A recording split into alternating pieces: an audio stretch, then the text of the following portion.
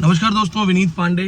इस वक्त अपने डॉग के साथ मैं डॉक्टर के पास जाने वाला था और मेरे पास बहुत सारे कॉल मैसेज आ रहे थे। आज ऑफिस नहीं गया और ऑफिस से मुझे फिर कॉल आया कि सर बच्चे परेशान हो रहे हैं।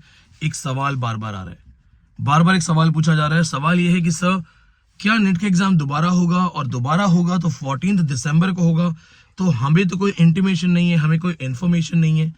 खैर 12 दिसंबर के आसपास इन्फॉर्मेशन आई थी, बहुत बेसिक और माइनर सी न्यूज़ है। मैंने इसलिए इसमें वीडियो नहीं बनाया, और क्यों नहीं बनाया मैं आपको बताता हूँ। आपको मेरा एक वीडियो याद होगा, मैंने कहा था क्या नेट एग्जाम कैंसिल होगा। उसमें हमने ये बात की थी और मैंने मेल डाला था यूजीसी को। अब चूंकि एक नेशनल डिजास्टर या नेशनल कैलेमिटी, तूफान आना, चक्रवात आना, ये एक बड़ा इशू है और हजारों स्टूडेंट्स के एग्जाम कैंसिल हो जाते हैं। तो मैंने अपने मेल में ये क्लियरली लिखा था कि जो बच्चे सेंटर पे लेट पहुंचे उनको मौका दिया जाए। दूसरी चीज, जहां पे तूफान है वहां देखो, वहां नॉर्मल है, वहां लाजमी है, तो वहां तो कॉमन सेंस भी है कि उनको दोबारा मौका मिले। तो हो सकता है और भी बहुत सारी मेल गई होंगी, क्योंकि मैंने स्टूडेंट्स को कहा भी था कि आप हो सके तो एक दूसरे से शेयर कीजिए, ट्विटर पे जाइए। तो फिलहाल एग्जाम रिकंडक्ट हो रहा है, और जिनके लिए कंडक्ट हो रहा है ये प्राइमरली वो स्टूडेंट्स हैं जिनका एग्जाम चक्रवात या तूफान की वजह से कैंसिल हो गया था।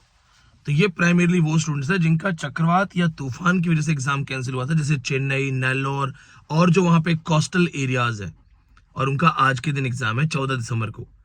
आप में से जितने स्टूडेंट्स 10 मिनट लेट पहुंचे, 20 मिनट लेट पहुंचे, आपको लास्ट मोमेंट एडमिट कार्ड मिला, आप नहीं पहुंच पाए किसी वजह से, आपके लिए फिलहाल कोई इंफॉर्मेशन नहीं है, कोई अपडेशन नहीं है। प्रैक्टिकली पॉसिबल भी नहीं है यूजीसी के लिए। मैं झूठ नहीं बोलूंगा, मैं ऐसा नहीं है कि स्टूडेंट्स के फेवर में हमेशा यूजीसी के खिलाफ बोलूंगा। मैं कुछ चीजें बताता हूं। यूजीसी के लिए पॉसिबल नहीं है पता करना कि हरियाणा के सेंटर पे कौन सा स्टूडेंट नहीं गया, दिल्ली के सेंटर पे कौन लेट हो गया, मध्य प्रदेश के सेंटर पे कौन लेट हो गया। या तो पूरा सेंटर बंद हो, पूरा सेंटर गड़बड़ हो, तो वो इससे पल्ला झाड़ लेंगे।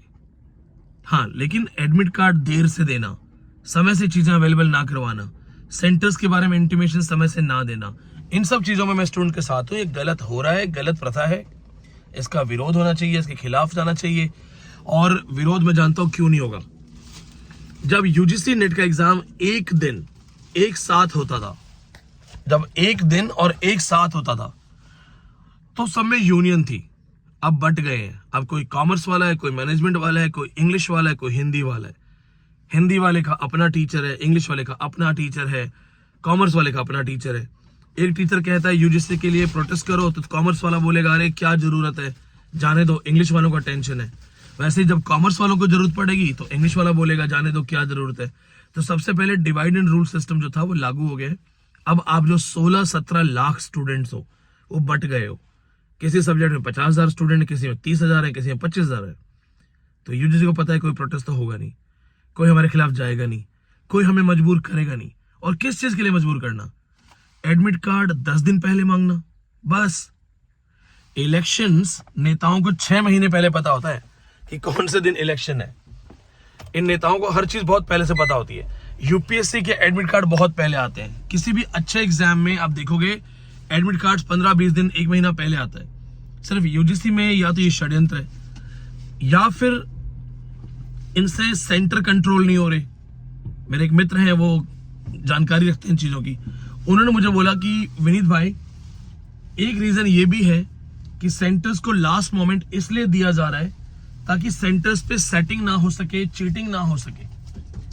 तो मैं यहां पे एक चीज कहना चाहता हूं, मैंने उनसे भी ये बात कही थी कि अगर यूजीसी से सेंटर कंट्रोल नहीं हो रहे, एनटीए से सेंटर कंट्रोल नहीं हो रहे, तो स्टूडेंट्स को क्यों परेशान किया जा रहा है? ये तो वही बात हुई ना कि सरकार आपको पैसे, सैलरी ना दे। सरकार बोले कि देखो चोरी हम कंट्रोल नहीं कर पा रहे, आपके घर से चोरी हो जाएगी, इसलिए हम आपको सैलरी वगैरह देंगे नहीं, ना आपके पास पैसा रहेगा, ना आपके पास चोरी होगी। ये क्या मतलब है? तो खैर वो समझदार आदमी है जिनसे मेरी बात हुई, उनको मैंने अपना मुद्दा बताया कि भाई अगर ऐसा है तो भी खामियाजा स्टूडेंट्स को भुगतना पड़ रहा है, ये नहीं होना चाहिए। तो इस रिगार्डिंग हमने तो बात की थी और सजेशंस उन्होंने दिए हैं। हो सकता है आगे अच्छा हो जाए। हम प्रयास कर रहे हैं, कोशिश हम कर रहे हैं कि जेआरएफ की एज बढ़ जाए, कोशिश हम कर रहे हैं कि नेट का एग्जाम जो है वो ऑफलाइन हो, एक ही शिफ्ट में रहे ताकि परसेंटेज में आए। कुछ सुधार करना देखिए बहुत जरूरी होता है। समाज में कुछ सुधार करना बहुत जरूरी है। छात्र हित में जो भी चीजें हम उसके लिए आवाज उठाते रहेंगे। आप जुड़े रहो और घबराओ मत। आपका एग्जाम, अगर आप साइक्लोन वाले एरिया में नहीं हो तो नहीं है आपका एग्जाम, घबराने की कोई जरूरत नहीं है। इंफॉर्मेशन ऑथेंटिक लगे, बात समझ में आए, और मैं दिल्ली यूनिवर्सिटी से हूँ, एक्स असिस्टेंट प्रोफेसर, तो अगर आपको लगे कि सर के साथ जुड़ना है, सर के साथ संपर्क में रहना है, तो एक सब्सक्राइब का बटन है, उसको दबा दो, हम लोग बात करते रहेंगे। इस वीडियो में कोई प्लानिंग नहीं की थी, मैं निकलने वाला था, मुझे लगा जो इन्फॉर्मेशन है मैं अपलोड कर देता हूँ, बता देता हूँ। ये कोई स्टूडियो शूट नहीं है, कोई प्रॉपर एडिटिंग नहीं है। टीचर स्टूडेंट से बात कर रहा है, अपने दम पे यहाँ तक पहुंचा हूँ। आप देख रहे होंगे गाड़ी में बैठा हूँ, थार में बैठा हूँ, जीरो से शुरू किया, यहाँ तक पहुंचा हूँ, जीरो से शुरू किया, यहाँ तक पहुंचा हूँ।